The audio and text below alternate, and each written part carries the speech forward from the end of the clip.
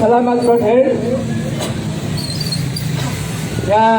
May nga po na itong tanan, rin sa Barangay Busay, sa tanang mga hindira, dahil kumalaban, sa mga viewers, butong sa butong ng itong broadcast, no?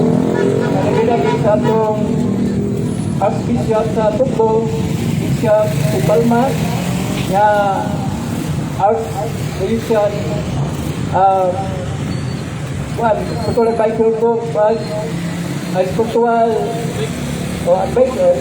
advisor, Brother Fernandez, na Brother Adam Amper, Executive President, suban sa mga boards, o natong tanan sa mga viewers, mayong hapon natong tanan, niya kumusta, pinapunta na nasa sa mayong paglawan, na kanunay, anong kabadayon sa itong pagservisyo o sa mamayang buhat sa Ginoo.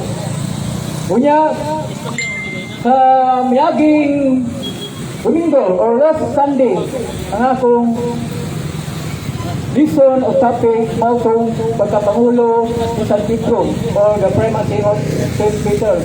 So, klaro kayo, no? Ato itong isa-isay ang pagka-biblical sa pagkapangulo ni San Pedro. Kung itong Matthew Isay, hangtod sa distributing na natulong Espiritu nagtubod o sa lamang kasimbahan. Kanya sa distributing, mayon ang atong Ginoo. Nga, Pedro, yata ko kumunyawi sa Ginoo sa langit. Ang imong iniliti, sinita, iniliti sa dito sa langit. O ang imong itugot, sinita, itugot sa dito sa langit. No? Muna, kunya, kanang yawi, kauban ka na o gahom kung autoridad. Para itong Book of Isaiah chapter 22, verse 21 to 22, na si Eliakim, anak ni Hilkias, nakadawas siya gahom kung nahimo siya amahan sa Jerusalem o sa Huya. So, klaro, na San Pedro, nakadawas siya o gahom o yawi, so nahimo siya amahan ulabaw o pagpulo sa atong pagtuo. So, biblical tayo na nagdapat o mga Kristo na atong isay-say. No? Kunya, padayon ta akong disumron, mga bisik lang nga kasikisin o panudlo sa atong simbahan na tungod lang sa mga pag-ampo sa mga santos or intercession of Kasin. So, ang atong simbahan na puglo, kitang mga katoliko, muwagi ang mga pag-ampo, mahimo nga iagi na to sa mga santos. Kaya sila makatabang man ato, kung sila mag-ampo na to, arugtugtog sa Diyos ang ato mga pag-ampo. Nga, kini, daghan kayo ng mga tikso sa Biblia. Apan, ato mga nagsunan ng mga dilit katoliko, doon na sila mga pagsupa, ay tungkol sa itong mga pagtulungan na muaging tao santos. Kaya sila, Derek Manilaha, o niya, mubasik ko sila sa Biblia sa ilang mga objection na sa 1 Timoteo 2:5 na may usala ka mga kalaban dahil sa disong tao na maong sa Kristo.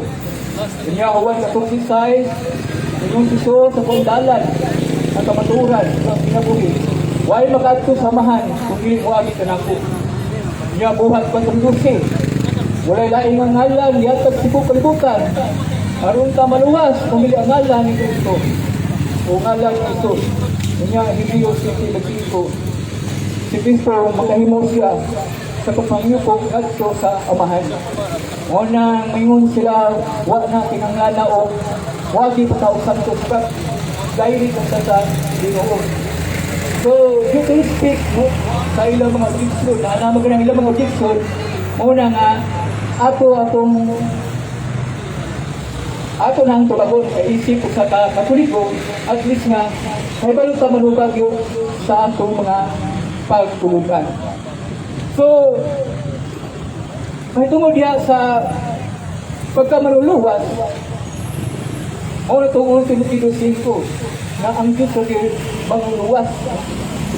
O lagi mangalaban sa mga manguluwas. Pero ang mga santos, sila manalaban po. Dili sa pagkamangluwas o dili sa pagka-makaampo. Mangalabang sila sa pag-ampo. Nadaghan tayo mga tekstual na sa Biblia. Ang litro niya sa Jabok 5:16, the prayer of upright man is powerful. Ang pag-ampo sa mga tao nga matarong kakuog kahimuan. Una nga, kakuog magkahimuan, una mo kita niya santos, itang mga Katoliko. Kaya ko man siya ang kahimuan, matupad sa Jabok 5:16, powerful man, o naging tungkol sa Ginoo. Mula po sa Genesis chapter 18, verse 32. Si Abraham, yampong at po sa Diyos. May tawag na rin sa Sodoma. Naglago naman ito sa Ginoo. Lalo naman ang Ginoo na iyang naglago. Unang, si Abraham, di mo pa siya pag-ampo. Nagto sa Ginoo. Ngayon si Abraham, Ginoo, kung lunay, 50 ang mga ampo. Ipadayon mo mo diya ang paglaglag. Kasuduma o gumura, itubag ato Ginoo. Kung lunay, 50, dili ko man ipadayon ang paglaglag. Mga ito nga ipadayon sa pagpulong sa Abraham, Lord, kung dili ka ako sa 50, buntara. Ingong Ginoo, dili ko ipadayon paglaglag. Kung lunay, 40 ang magampo. Unang, sanong si Abraham, nakagampo nga ito sa Ginoo, nag-isulti nga ito sa Ginoo. O pananglito, kung dunay 30, 20, napulo ka tao, naglagod ang Sodoma o Gomora, yung Ginoo, kung duna ko'y makita, napulo ka tao nga matarong, nga muampo ka na ito, ngayong Ginoo, dili ko ka na ipadayon paglaglag. So, ang Sodoma o Gomora, nalaglag yun. Kaya wak mang kaabot kung pulo. Ang matarong nga tao nga nag-ampo, pila naman, mapuray kapabasa na 5 lang ka tao ang nag-ampo. Mauna nga, nadayon ng paglaglag, kung Sodoma o Gomora. Kaya wak kaabot kung pulo. Pulo nga reforming sa Ginoo. Parang masulbar, para maluwas. Hindi malaglag ang Sodoma o Gomora. Pero ang nangitabo, 5 na yun katao ang nag-ampo. Unya, kadako ang sila. Sodoma o Gomora. Unya, 5 na katao. Ang nakita si Ginoo ng matarong na mag-ampo. Nari-comment sa Ginoo. Pulo man. Wakabot pulo mo itong kalaglag. Unang kining pag-ampo niya eh. Nabukinig sa kaimuan. Unang matapusan na ito, mga Katoliko. Now, kita, Nagiging 5 na ampo na ito, daghan. Ang tamulikay sa mga katalagman. Mauna mag-isip na pag-ampo, mauna ng simba, mga dominaryo, o bantang, mahnamo, o mga santos nga rosaryo, o mauna mga bisig ng mga pag-ampo. Nya, pangutana na ito, sa na ito, napabalingon karon. Nakampo na ba ito sa Ginoo? Kaya ganang pagsimba, ampo man sa Ginoo. Dahil prayer man siya. Una ang pangutana na ito. Nakasimba na ba ta? Nakampo na ba ta? Karong adlaw sa Ginoo. Kaya mao man ito obligasyon na binigay pagsimba sa adlaw nga Domingo. O bilang pagsimba. Ampo na ba tag Santos ng Rosario? O nagampo ba tag Amahanamo? O ban pa mapag-ampo magtutulong sa atong simbahan? Kung ginahanglan yung kay Brad, ang pag-ampo. Kaya aron sa amikay, sa mga kadawang, o mga pangayong taniya, sa ato mga pag-ampo, unsay at angay na itong ampo, unsay atong kinahanglan, umuna siya atong ampo. So daghan pa tayo mga tips sa Biblia. Dagto sa sahog, kung hindi itong sutso. Natulong kahigala ni Job, Silipas, Bildad, o Supar. May diritso magto sa Ginoo, paghalat, o pagampo. Kung sa may kaingon sa Ginoo. Kaingon sa Ginoo. Hindi ko dungko na inyong magpatampo. Wala mo magpulti Ginoo. Kinahanglan, amot ko mo ihog. Ihal ko mo ihalat. O siya'y mag-asihog mo'y mag-ampo. Alang kaninyo. O gagang pag-ampo ni hug. O yakong dunggo. So doon na yun. Doon na kikimuan. Na pwede nga moagi ka sa mga santos sama sa higala ni Hug nga silipas bilang usupan. Nakita na ito niya, nimiritso sa Ginoo. Wala dewasa ng mga pag-ampo. O niya, ingnan siya sa Ginoo. Nga moagi mo, ni Hug nga akong alaga. Bukin sa man siyo, usa ka santos, usa ka matarong matao. So, muna, nagpapay kay mo eh. Muna, ituluan kita simbahan katoliko niya na muagi ka o mga santos, kay mo kampo, tapos kampo, alam sa atong ikinahanglan. O kato pong sa buhat, 23 hangtod sa 24, katong naglawig na siya sa San Pablo. Absa na sila puno. Pero San Pablo, pinayon siya po siya pag-ampo sa Ginoo. O kung sa tanghil lang pakita sa San Pablo.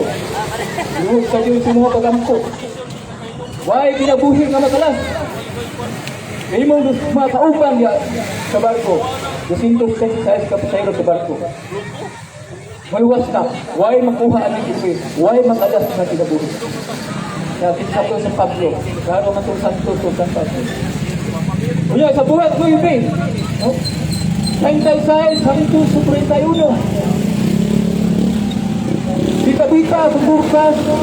Namatay na yun. Uy, mga isang basahon. Unya, lumunggan man nila sa mga pamilya ni Dorcas.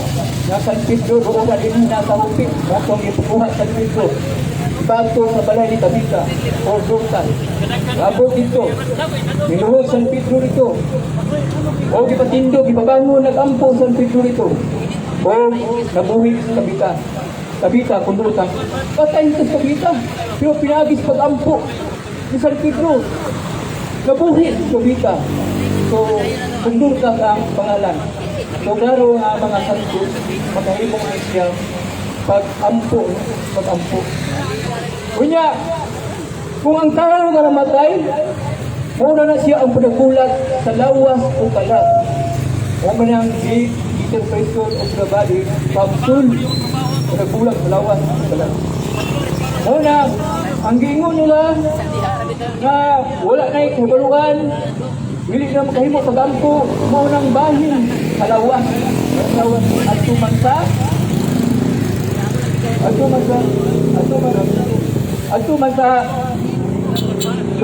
sa lugna no? Ang lawas o ato sa minteryo. Pero ang atong kalab o espiritu buhi na. Dili na mamatay ang atong kalab. Muna matubal ng ato sa Ginoo. Diba? Ay muna pag-ampo na to sa Ginoo ang atong kalab o espiritu. Buhi na. Muna ang atong namduman. Nag-aalam 3, 2, hangtod sa 4. Ngayon sila usa kabinuang ng tao sa matarong ng tao mamatay. Apat, ato silang yung nga usa ka makalisa nga kadaot, yung kamatayon. Apan sa pagkasinuod ay ang matarong ng tao nagupot sa kampi na walay nagbusan. Nagupot sa kinabuhi nga may tao. Sumaunang ang mga santos. Dili lang yun nga pasay-pasay yun. Ang tao wala na may baluan. Kung mo sa kabahay na to, mong alag na to, mong espiritu, para yung ipadayo na to sa pagpangalian na to sa Ginoo.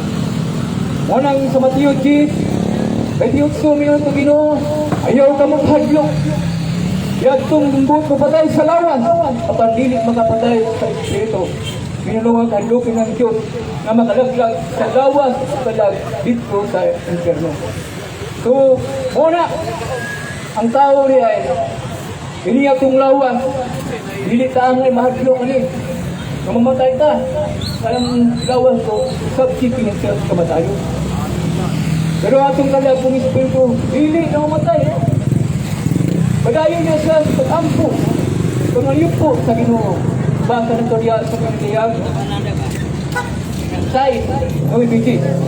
Nagito sa ilalo, sa altar, nakita ang kanuwan.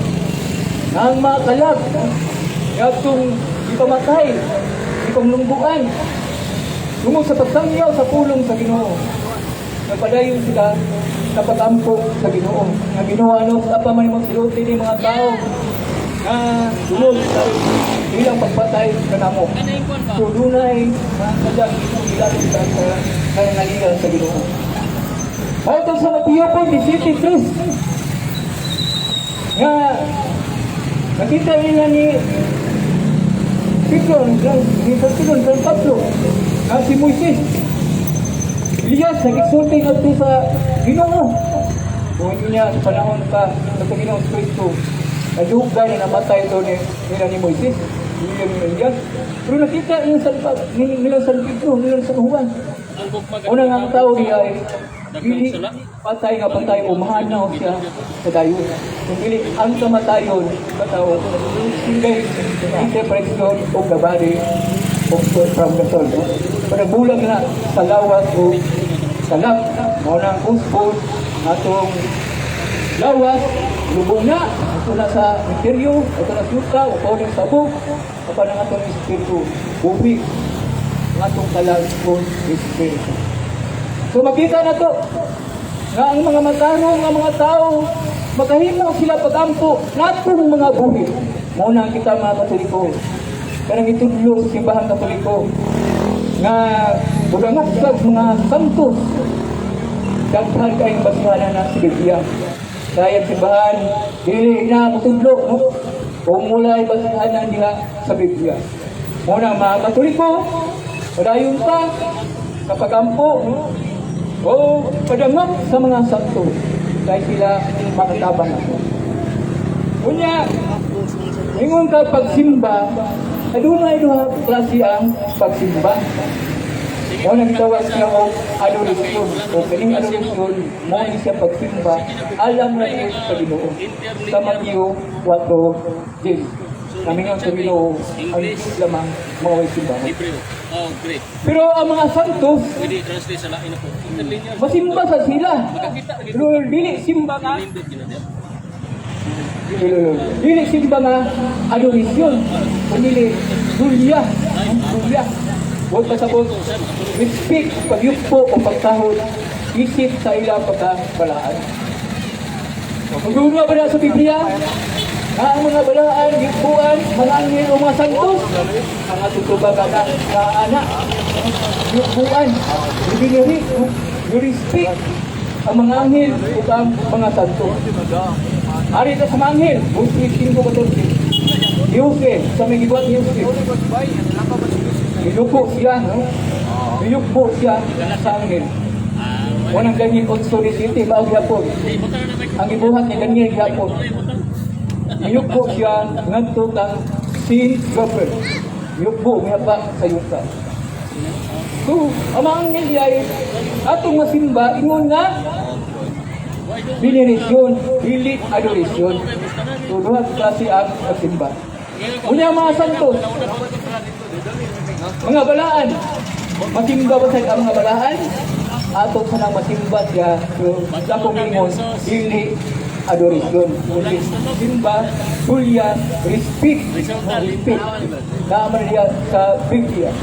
Dahil Diyos, kumitay sa ay, ihari ng producer, may pa umisimba, may pa umiyukbo at ka ganyan. Niya, kinsang ganyan, sa katawang matarong propita. Kunya, Sari 2:15, mismo gani ang hukong pupundok sa mga propita. Pagkakita nila ni Eliseo, ang gahom ni Elias, anak-anak ang Eliseo. Kung sa may gihimo sa mga pundok sa mga propita, bisugat sila sa ang Eliseo. Yukpo sila. Yukpo kung nagpang sa isa. Una, ang mga anghel o mga santos kung mabalaan, so, pwede ato kalampan, So, atong na masimba, inagis pagtundubog o respect pagtahod. Una ka ng respect o pagtahod, mapay man ato, sumatag sa tagsa na to. Kataw, ya sa itong mga pamilya, ya sa itong mga higala, namatay respect na pagtahod, ya po. Isa pa ang mga sangkos. Nato silang yubuan, ito yung simbahon, yung madulya, respect. Doon kay sila mga tulog sa Ginoo.